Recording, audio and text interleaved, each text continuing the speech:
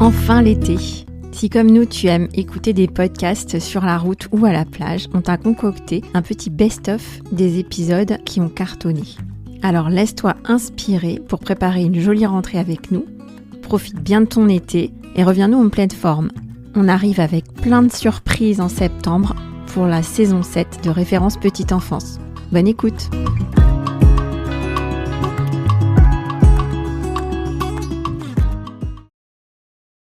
Aujourd'hui, je clôture avec la QVCT, mais je vais pas te faire un cours théorique, c'est plutôt un retour d'expérience de ce qui pour moi constitue les piliers de la qualité de vie au travail en micro-crèche. Si tu veux te lancer dans l'amélioration de la QVT de ton équipe, cet épisode est fait pour toi. En fait, le résumé des 2 premières saisons du podcast, je le fais ici avec la QVCT. La QVCT, c'est un ensemble de choses, une structure dans l'entreprise, une démarche globale. Et j'ai voulu te donner, avec mes 2 premières saisons, une architecture de travail qui permet le travail dans de bonnes conditions.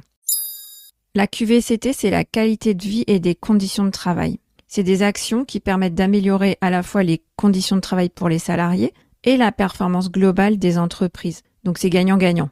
L'idée, c'est de se sentir bien au travail grâce à plein de facteurs.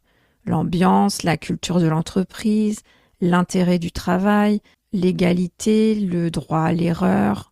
Mais le souci, c'est qu'aujourd'hui, dans un monde du travail pénurique, on a tendance à utiliser la QVCT pour séduire le salarié. Parfois, j'ai l'impression que les employeurs sont prêts à tout et à n'importe quoi pour capter les salariés. Mais avec trop de compromis, on perd les gens. Tous les compromis sont pas valables. Par exemple, dans les crèches, ça se traduit beaucoup dans le planning. Moi, je tiens beaucoup à la continuité de soins auprès du public accueilli.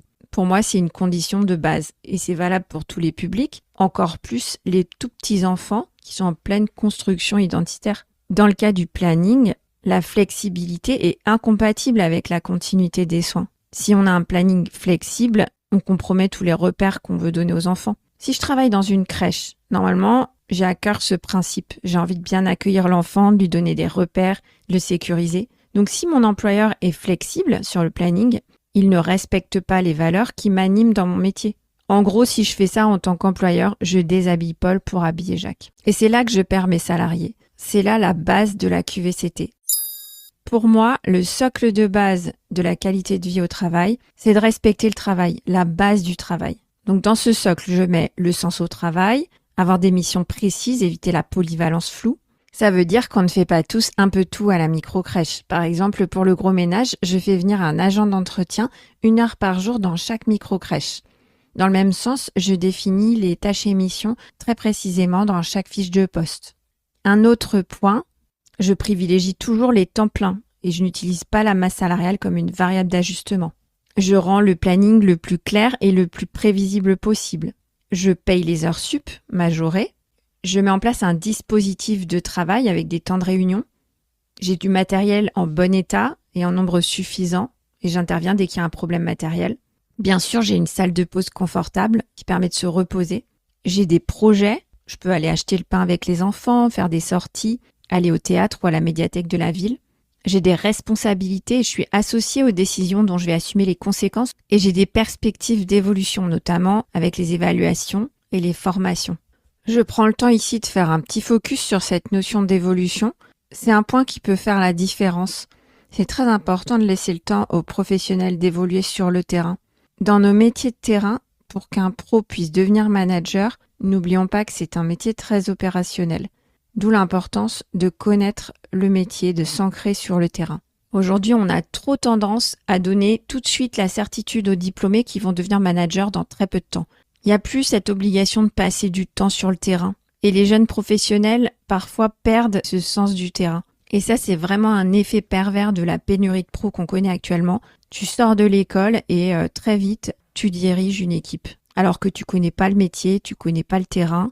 Mon retour d'expérience, c'est qu'il faut avoir fait un cycle complet de 3 ans pour avoir suivi des bébés de leur arrivée à la crèche à la fin de leur vie en crèche. Connaître les différentes phases de sa vie à la crèche, de son développement avec nous et de tous les challenges que ça implique pour l'équipe. Toutes ces conditions de base du travail, c'est ça qui fait la qualité de vie au travail. Une fois qu'on a mis en place ce socle, on peut rajouter des éléments supplémentaires de qualité de vie au travail. Ça peut être des avantages financiers, des primes, des possibilités d'augmentation, de l'intéressement et de la participation. Ça peut être des financements qu'on apporte, par exemple un financement supérieur pour la mutuelle, un financement des repas ou des transports. Ça peut être des éléments de convivialité, comme des repas d'équipe ou des soirées festives. Ça peut être une journée offerte sur un pont ou des cadeaux, un cadeau de Noël, des chèques vacances en été, des chocolats à Pâques, etc. Mais souvent, attention, on prend ça à l'envers. Ça sert à rien de mettre en place de la convivialité, des cadeaux ou des primes si on n'a pas défini le socle de base de la qualité de vie au travail. Si on respecte pas le travail, si on définit pas l'organisation du travail, si on reconnaît pas l'importance et la technicité du travail. Concrètement, qu'est-ce que j'ai mis en place dans mes micro-crèches avec mon équipe? D'abord, pour commencer, je leur ai donné une vision très claire et transparente. Notre parti pris, c'est l'enfant. Toujours l'enfant avant tout. Et comment ça se traduit sur le terrain? Dans chacune de nos décisions, dans chaque process, à commencer par l'application du principe de référence et par la recherche de continuité de soins. Deuxièmement, un bel espace de repos. Je mets un petit canapé ou un fauteuil, un joli tableau, un miroir. Et si tu remarques que tes pros aiment bien venir prendre leur petit déjeuner avant le service, c'est bon signe. Elles avaient aussi toujours un casier qui ferme à clé. C'est important de pouvoir sécuriser ses affaires. Troisièmement, des réunions hebdomadaires. Tout le monde a son temps de parole, c'est indispensable et on a au moins 15 minutes. Des horaires prévisibles, puisque les horaires de crèche ne sont pas flexibles, je les rends prévisibles et chacun peut mieux gérer son temps et son énergie. Des possibilités d'évolution aussi grâce au feedback, aux entretiens individuels et au plan de formation. Je sais que je peux évoluer dans mes compétences et dans mes responsabilités et dans mon poste. Une rémunération juste, sachant que le niveau global de la rémunération ne dépend pas que de la qualité du travail, ni que de la bonne volonté du patron. Faut pas oublier que c'est fonction du marché du travail et de la réalité économique du secteur. Mais on a une marge de manœuvre quand même, certes limitée, mais pas nulle. Donc on peut mettre en place des primes et des évolutions de salaire selon les compétences de chacun. Et j'ajoute aussi des petits bonus. J'aime bien les chèques vacances pour les vacances d'été, les chèques cadeaux pour Noël, un panier de fruits dans la salle de pause, tous les petits plus qui font toujours plaisir. Pour conclure, je sais qu'en ce moment, on cherche tous à améliorer la QVCT dans les micro-crèches pour faire baisser le turnover et l'absentéisme et pour améliorer la qualité d'accueil. Pour ça, je te le répète, inutile de perdre trop de temps à mettre en place des avantages accessoires. Un billard, un canapé ou un chèque vacances, ce n'est pas la priorité.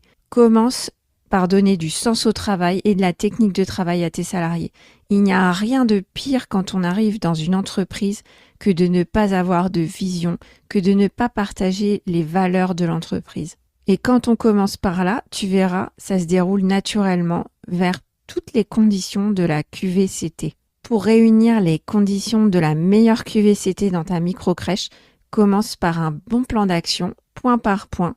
Retrouve tous les détails dans la newsletter de cette semaine sur la QVCT. On va faire la to-do list ensemble pour bâtir notre plan d'action. Tu trouveras le lien dans les notes de l'épisode. Voilà, c'est fini pour aujourd'hui. Je te prépare une nouvelle saison du podcast, toute neuve, avec des interviews des pros de la petite enfance. J'ai hâte de partager ça avec toi. Tu seras informé à la fois sur LinkedIn, sur ta plateforme d'écoute, et aussi par la newsletter. J'espère que cet épisode t'a donné plein de nouvelles idées. Si tu l'as aimé, donne-nous une note 5 étoiles, ça nous fait hyper plaisir. Tu peux nous écrire sur LinkedIn, on répond à tout le monde. Si on fait ce podcast, c'est vraiment pour t'aider à faire de la qualité d'accueil tous les jours auprès des enfants que tu accueilles dans ta crèche. Alors merci pour ta fidélité, merci d'avoir écouté jusqu'au bout et à la semaine prochaine.